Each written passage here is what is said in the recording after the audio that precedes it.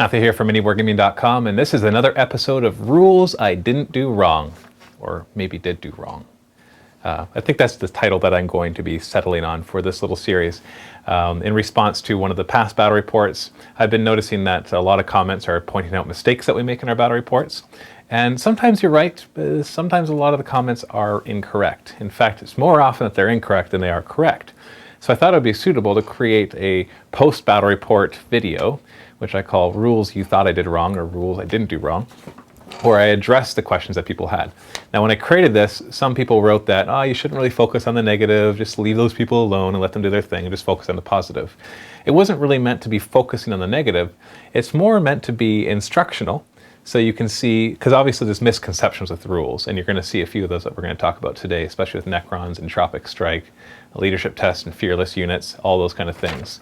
And I want to go over all those right now. So I've got a few comments that I've printed off. So basically what I'm going to do from now on is whenever I post a battle report, about 1 or 2 days later, this is on MiniWarGaming, so if you're watching this on YouTube, you can post comments and you can discuss things, but the ones that I will have read and made a video response to will have been ones on the battle reports on MiniWarGaming.com, and usually within a day or two after I post the battle report, just because after a day or two you start to see repetition. If there's rules people think I got wrong, usually within the first day you see them in there, and then after that people keep saying the same thing over and over and over and over again. And so I don't really have to wait longer than that. And also because the battle's fresh and I want to be able to talk about it while I can still remember it. So from now on, whenever I post battle reports, if you think there's a rule I did wrong, make sure you post a comment, because then I will reply to it, whether you're right or whether you're wrong. Sometimes I'll read parts of the rule book, sometimes I'll just give my opinion if it's not very clear, but that is what we're going to do. So, in the game of Orcs vs. Necrons, this is Rules I Didn't Do Wrong. Although ironically, we're going to start with one that I did. Well, first off, Space Fission said, Trazing model being proxied by the Stormlord model, which is a Trazing model, while you said you couldn't find the actual model. Are you sure you don't want to play Eldar, Matthew? This is kind of funny. I was panicking. I'm like, I want to play Trazing the Infinite, and I couldn't find him. And I'm like, all I can find is Imhotep. And in my mind, see what happened is I'm painting Imhotep at home right now, but I got it backwards. I thought that I had Imhotep and I'm painting Trazing at home. And so when I picked up Trazing, for some reason when I looked at him, I thought he was Imhotep. And I'm like, somebody's stolen my Trazing model. And I got all confused, and I was looking around for probably 20 minutes for it, and finally I said, forget it, I'll just proxy this Imhotep for Trazing. And then after I did the battle, I looked at it and I said, wait a second, I think this is Trazing. So I opened up my codex and I'm like, oh yeah, that's Trazing. That's great. That's going to look really professional. So yes, I used Trazing as Imhotep to proxy for Trazing. So I actually had the right model. I just got confused. So, ha ha ha. Waldy SP says, on Dawn of War, you can deploy only one troop choice if it is inside of a transport. And that is correct. Dedicated transports do count. I've deployed 2 dedicated transports full of guys, and neither me nor my opponent really caught the fact that I was actually deploying 4 troop choices. So I really should have only had 1 transport on there. Well, that had made a difference in the whole game, maybe. Gave me a little extra shooting for a turn, but I'm not sure if it would have made a big difference. But still, it was incorrect. So you're right. Scary. Also, did you forget the night fight on turn 1? Dawn of War, turn 1 comes with night fighting. We did forget that. So the first 2 things we actually did wrong. So Dawn of War, which I barely ever play, that's my excuse. You're supposed to only put up to 2 troop choices in 1 HQ. That's what you deploy with. If you want more details on how you deploy it, then look in the rulebook. And then you have night fighting for the first turn. So I did both of those wrong. So yes, that was rules I did do wrong. Okay, Gratznick says the orc guy should first allocate the wounds and then roll the saves. You don't roll the saves all at once and then distribute them. I agree, and that's correct. Because his orc knobs hadn't taken wounds yet, and he was only rolling a certain number of saves, I hate all that wound allocation stuff, so I told him, I'm like, just roll it, and then you can allocate it. After that, we started allocating, once he took the first few wounds on there. So you're correct, but we did that on purpose, just because it's faster. Dark Knight FXR said, you guys forgot the ramshackle rule for trucks. D6 and fun times happen. We actually use it every single time. I might not have mentioned it every time, or even shown it every time. I think every single truck that he got wrecked actually just exploded on the spot. In fact, yes, that's exactly what happened. All 3 trucks that got wrecked exploded on the spot. So We did actually do it. I didn't always mention it because it's not always that interesting unless they like roll off and ram into something and explode. Destructor says, Matt, for the Mineshackle Scarabs, I should say he failed it since the war boss's leadership is equal to the number of models in his unit, mob rule. So his profile leadership is equal to the number of models, example 4. That is incorrect. The mob rule states that it's a number of units or guys in the unit, but they have a minimum of their leadership stat. So you never go below their leadership. The Orc war boss, I believe, is a leadership of 9, so it never goes below that. If you have 11 or more, then they're fearless. But that doesn't mean they don't take leadership tests. That just means they don't take morale and pinning tests. We'll talk about that in a second. Steel Mage 99, don't know how you play woods, but the scarabs seem to move freely in and out of woods without taking difficult terrain tests. We don't ever show difficult terrain tests unless it's for charging, just because it's this extra random die roll that when I'm casting the game, I never remember what it was for. So we don't show difficult terrain tests. We actually were making every single one, and I remember rolling a 6 for every single one. So we did pay attention to that, don't worry. Space Frisian said, didn't those Death Coptas lose some armor saves against those scarabs? They didn't actually. Every save or every wound that you see them taking was actually from shooting. There might have been one time, one of them, that should have had no armor save. But you know what? I think that we did that. So I'm not 100% sure if we remembered that or not, but for the most part, they lost most of their wounds to shooting. Vicky Sois, something like that. Think he passes those leadership roles in the Storm Boys due to mob rule. Correct me if I'm wrong. This is interesting because it says take a leadership roll or leadership test, and the mob rule says their leadership is equal to the number of guys, but if they're 11 or more, they're fearless. So I guess I don't have an orc book here. So that's one I should have researched before I did this video. I apologize. I'm not sure if when the unit takes a leadership test or if, because it's an individual model that takes the leadership test, not the unit. And so I think you still do the leadership on the individual unit. I'm pretty sure of that, unless there's a specific rule that says this uses this for leadership test. If it says morale test or pinning test, that's different. It's a leadership test or leadership roll. Rabbi PT says, a unit that is fleeing when the game ends counts as a kill point. So you don't have to wipe the unit out if it keeps running. And then somebody, yeah, here it is. Kaika87 said, for reference, this is in the rule book. In the standard missions, as soon as the game ends and before working out victory conditions, all units that are falling back are removed and counted as destroyed. That is correct. And I actually had forgotten that or didn't ever know that. Because how often do you really deal with falling back units? As Tyranids and Necron, so it's just kind of interesting. Because when you read the Annihilation rules, it says every unit that is killed is a kill point. And so it didn't mention fleeing, but you're right. In the rule book, it does say that. So we did that wrong. In the end, it didn't matter because I just killed them. But you're right, I didn't have to worry about them. I could have let them just keep running and shoot their little shooters and their way, or sluggas as they went away, and not really gotten all upset about that. Or not upset, but worried. So that is correct. If a unit is fleeing when the game ends, it counts as destroyed. Invisible. It appears time and time again that you are moving more than 6 inches with your Ghost Arcs. You cannot models inside of it if you move over 6 inches.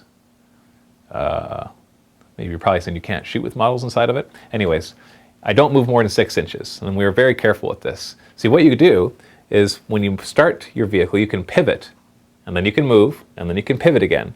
Now, usually that's going to net 6 inches, but it might appear that it's more because of the movement afterwards. And we're very careful with measuring, trust me.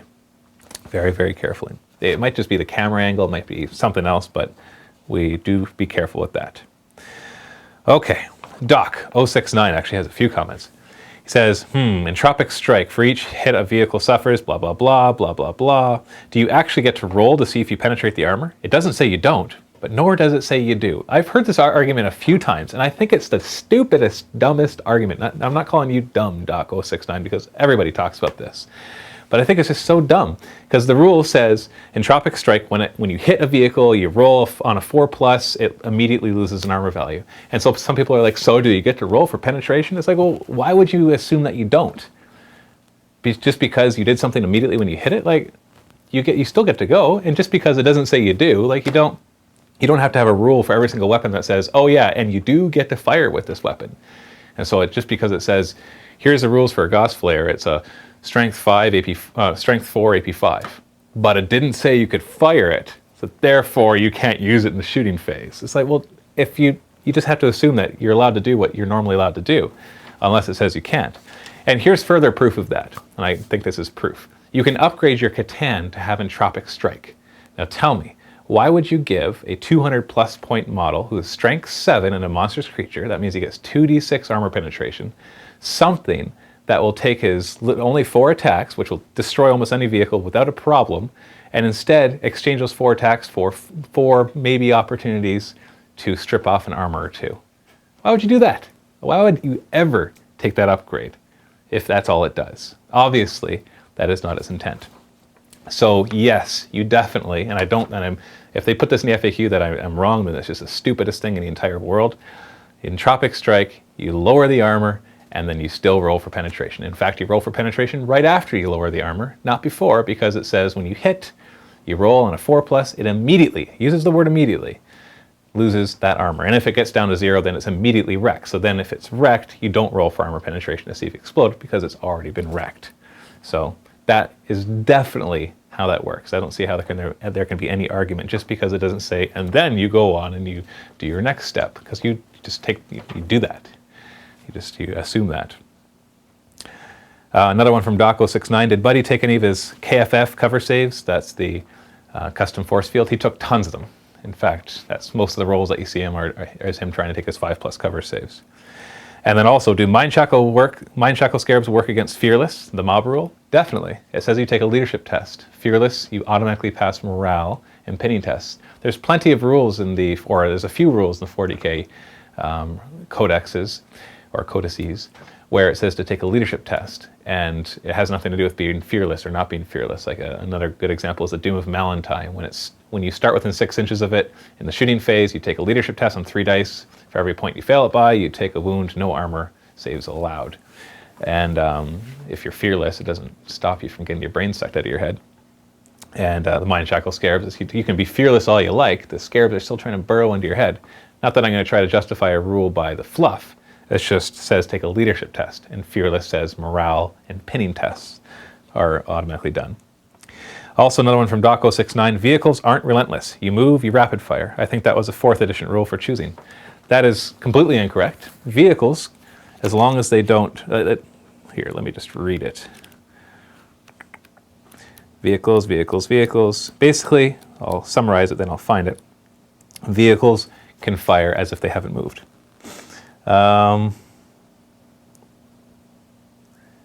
Here we go. Page 58, moving and shooting vehicle weaponry. In addition, the normal penalties of movement on shooting rapid fire and heavy weapons do not apply when fired from a vehicle.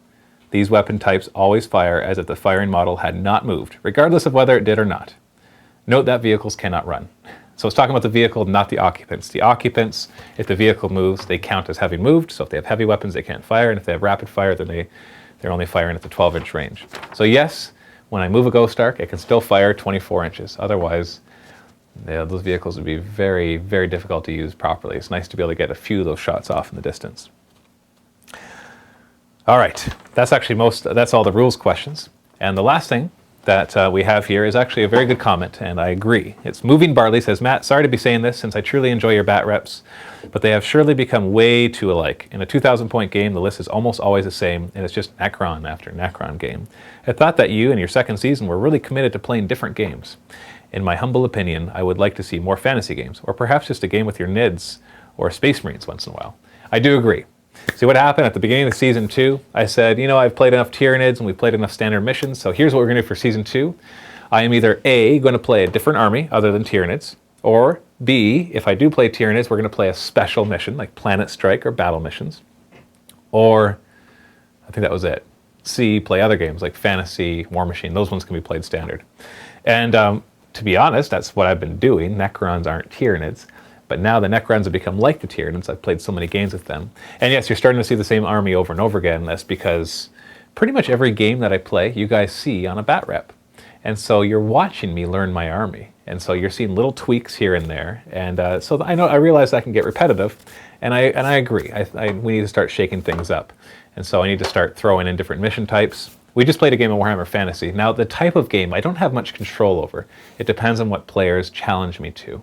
And so I can try to influence playing more fantasy and War Machine, but the fact of the matter is 40k is more popular, so more people challenge me to games of 40k. So I don't have much control over that, but I do have control over the mission and what I do play with it. And so now that I've been playing Necrons quite a bit, see, the thing is I still want to play them more because I still think there's a lot to learn. But you're right, I'm making the battle reports for your entertainment, so I have to make sure I don't get repetitive. So I think what I'm going to do for the next few games is I'm either going to do special missions or I'm going to take my Necrons and completely just change up the list to something that I don't think would work very well, like throw in heavy support options, for example. I barely ever use them. Maybe actually have 3 heavy supports, like bring my Monolith and Doomsday Arc in, and Annihilation Barge, and then forget Scarab Swarms, bring Destroyers, and then bring 2 Catan. I actually am painting up a 2nd Catan. Stupid phone. And try a different HQ or proxy and a couple things just to try things out. Go troop light. Right now I'm troop heavy, which seems to work pretty well. So I think I'm going to be doing that. I'm going to switch things up a bit. And you are right, Moving Barley, that it has started to get repetitive. Especially we've been playing a lot of Orc players too. So it's been Necrons versus Orcs like 3 times in a row.